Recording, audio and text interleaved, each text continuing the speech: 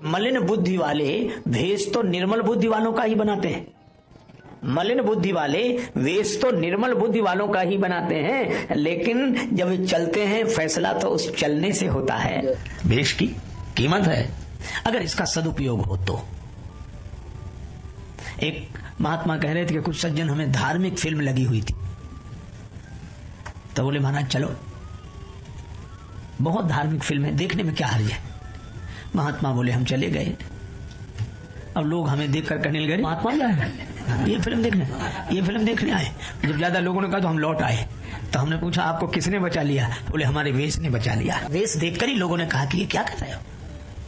वेश इसलिए पहनाया जाता है ताकि लाज बनी रहे वेश की। ये वेश का सदुपयोग है। यह वेश कैसा धारण किए। एक राजा के पास एक बहुरूपिया आया, ऐसा स्वांग दिखाया, राजा बड़ा प्रसन्न हुआ। एक दिन राजा ने कहा बहुरूपिये से कि ऐसा स्वांग दिखाओ कि हम भी धोखा खा जाएं। बोले राजा साहब कोशिश करूंगा। 6 महीने बाद राज्य से बाहर पहाड़ी पर एक वृक्ष के नीचे एक संत आए, केवल कौपीन, हमेशा ध्यान में। धीरे धीरे लोग गए, मंत्री गया, राजा तक खबर गई। मंत्री ने कुछ चढ़ाने की कोशिश की, दूसरी जगह जाके बैठ गए। राजा आया, राजा ने भी उस संत को देखा, मन बड़ी श्रद्धा से भर गया। राजा लाखों रुपए देना चाहता है, उठकर चला गया। राजा बहुत प्रसन्न हुआ कि ऐसा साधु तो हमने आज तक नहीं देखा, जिसे भगवान के अलावा किसी से मतलब ही नहीं है। राजा रात्रि भर उसी संत का चिंतन करते रहा। दूसरे दिन बहुरूपिया पहुंचा दरबार में। राजा साहब इनाम मिले। राजा ने कहा इनाम? बोले कल आप जिस संत के पास गए थे वो मैं ही। राजा बहुत प्रसन्न हुआ। राजा ने कहा कमाल कर दिया, अब इनाम में तुम्हें 10-20 हजार रुपए मिलेगा और मैं तो तुम्हें लाखों रुपए चला रहा था, तो कल ही ले लेते। तो उस बहुरूपिये ने कहा कि राजा साहब लाखों रुपए में ले तो लेता, लेकिन स्वांग बिगड़ जाता। तो ये स्वांग इसलिए पहनाया जाता है ताकि ये बिगड़ने न पाए, इस वेश की बात बिगड़े नहीं। और वेश का दुरुपयोग करना हो तो ये किसी काम का नहीं है। जैसे रावण ने किया, साधु था नहीं बन गया, है नहीं बन गया। साधु होना कठिन है, बनने में क्या कठिनाई। होने में जिंदगी लग जाती, बनने में 20 मिनट।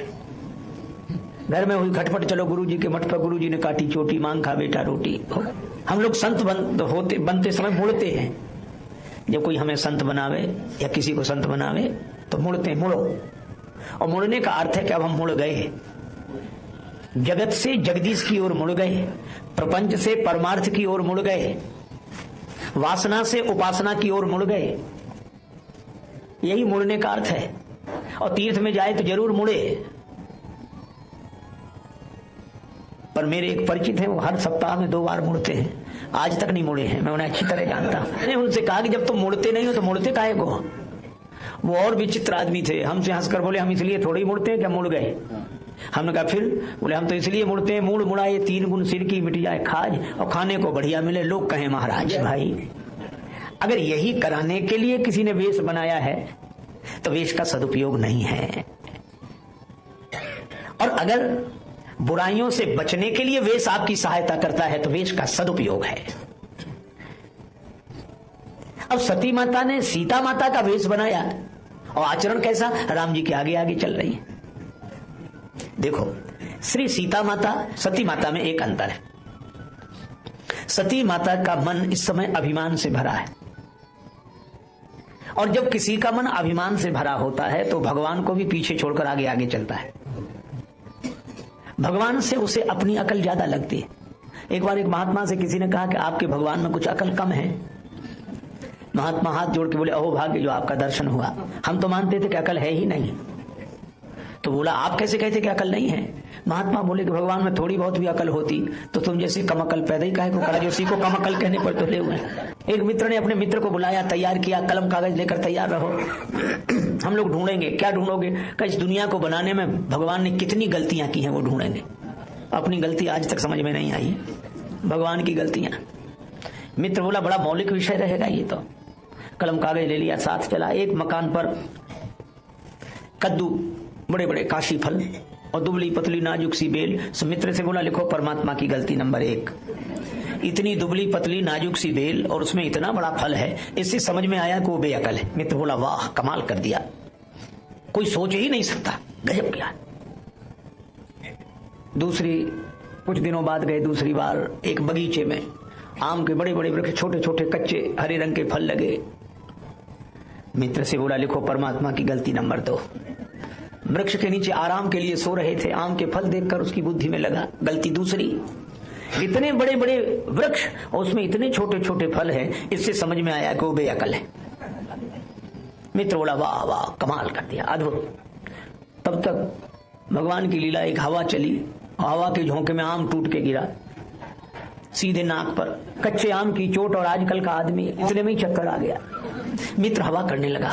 मित्र ने कहा डॉक्टर को बुलाएं, वैद्य को बुलाएं कि हवा ही करते रहें। वो व्यक्ति बोला कुछ भी मत करो, पहले ये दोनों गलतियां काट दो, एक भी नहीं है। कहा क्यों? कहा जब आम ने अधमरा कर दिया, इतना बड़ा फल ऊपर से गिरता तब तो मामला ही साफ हो जाता। इसलिए भाई भगवान से आगे आगे अपनी अकल नहीं लगाओ। श्री सीता जी का मन भगवान से भरा है, इसलिए वे राम जी के पीछे पीछे चलते हैं। हमारे ज्योतिषी जो जन्मांक बनाते हैं वे एक ही बात कहते हैं, आगे भगवान की इच्छा। हमारा यह विचार है आगे भगवान की इच्छा। इसी तरह हमको भी हर एक क्षेत्र में भगवान को आगे रखना चाहिए, हमें पीछे पीछे चलना चाहिए। पर रूप तो बनाया सीता जी का और चल रही आगे। इसका अर्थ यह है कि मलिन बुद्धि वाले भेष तो निर्मल बुद्धि वालों का ही बनाते हैं। मलिन बुद्धि वाले वेश तो निर्मल बुद्धि वालों का ही बनाते हैं, लेकिन जब चलते हैं फैसला तो उस चलने से होता है।